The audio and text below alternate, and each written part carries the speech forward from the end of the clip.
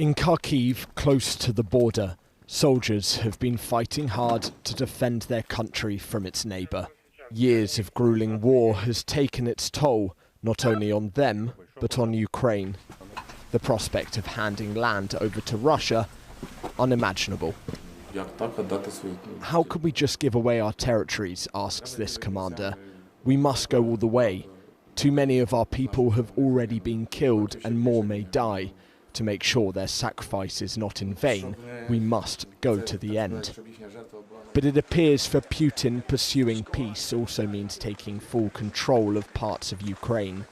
An issue apparently raised by the Russian president at his Alaska summit with Donald Trump, where he pushed for a land grab of the occupied regions of Donetsk and Luhansk. He said yesterday, "I would like to immediately note that the visit was timely and very useful.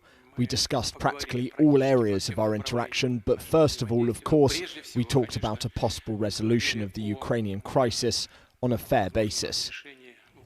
The US president, meanwhile, is reportedly considering the idea of a land exchange and will discuss it with Volodymyr Zelensky when they meet in Washington on Monday.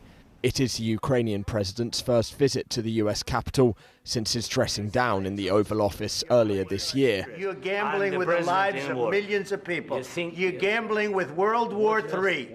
After Trump rolled out the red carpet for Putin, there are hopes this time round the meeting with Zelensky may be more productive, with Ukraine yet again facing a moment of peril.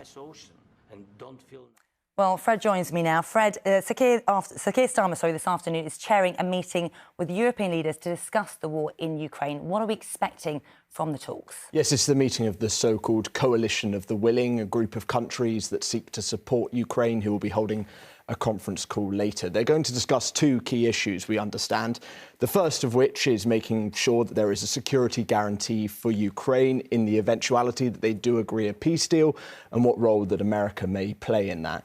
The second, though, is making sure that President Zelensky has a greater place in any future talks after he wasn't invited to that summit between Trump and Putin. And that is why this meeting tomorrow between Trump and Zelensky is so key. It's a chance for the Ukrainian president to put his case to Donald Trump, and many will be watching how the US president responds. OK, Fred, thank you very much.